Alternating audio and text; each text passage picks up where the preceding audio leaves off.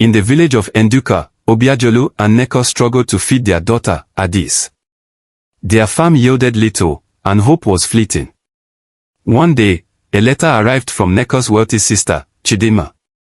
She promised Addis a better life in the bustling city of Onitsha, filled with education and opportunities they could only dream of. Neko hesitated, fear gripping her heart. "She's our only child," she whispered to Obiajulu. But the allure of a brighter future outweighed their doubts. Addis, excited and curious, packed her few belongings. "Be good, my daughter," her mother said, holding her tightly. With tears in their eyes, they watched her leave with Chidinma. Onitsha dazzled Addis.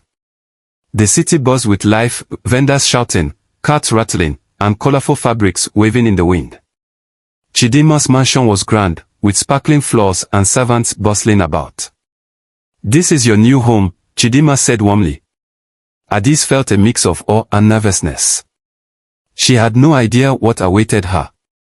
At first, life seemed promising.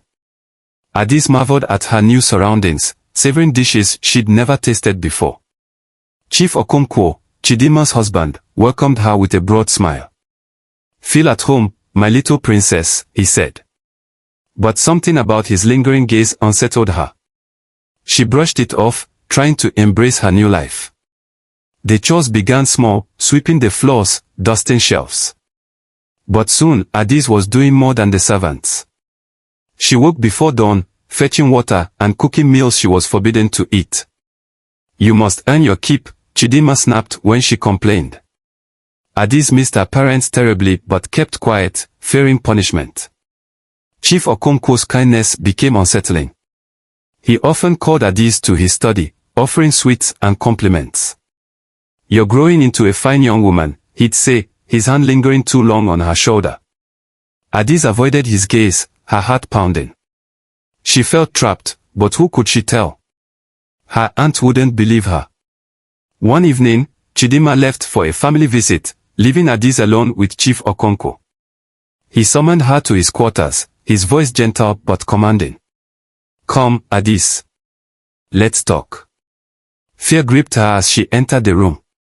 He offered her gifts, promising more if she stayed close to him. She felt sick inside.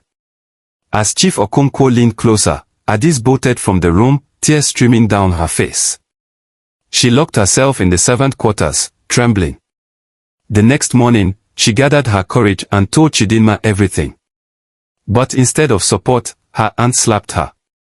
"Liar," she screamed. "Don't you dare accuse my husband again." Chidinma's betrayal crushed Addis.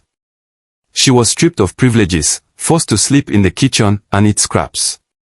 Chief Okonkwo's advances continued, now bolder in her aunt's absence. Addis prayed for deliverance, her young heart heavy with despair. She began to plan her escape, knowing she couldn't endure the torment much longer. Late at night, Addis overheard the servants whispering. They spoke of other girls who had lived in the mansion, girls who vanished under mysterious circumstances. She must run, one murmured. Addis realized her life was in grave danger. If she stayed, she might never see her parents again. The decision was clear, she had to flee. The night of her escape, Addis hid scraps of food and a small cloth bundle under her bed.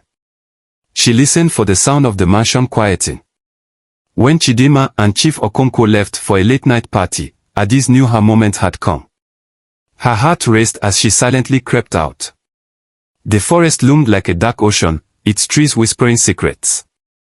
Addis clutched her bundle tightly, every snap of a twig making her flinch. She prayed under her breath, begging for protection.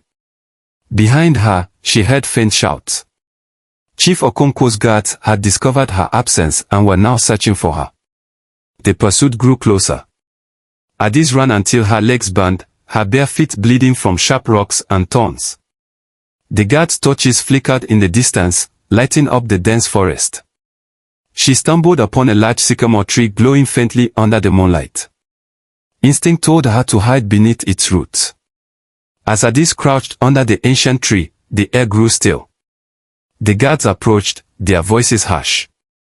She couldn't have gone far, one said. Suddenly, a gust of wind howled through the forest, extinguishing their torches. The men panicked, retreating into the shadows, muttering about spirits. Addis silently thanked the tree. 2 days passed as Addis wandered through the forest, guided only by faint trails and her fading hope. Hunger gnawed at her stomach, and exhaustion blurred her vision. She thought of her parents, their love, and the home she'd left behind. "I must make it," she whispered, pushing herself forward.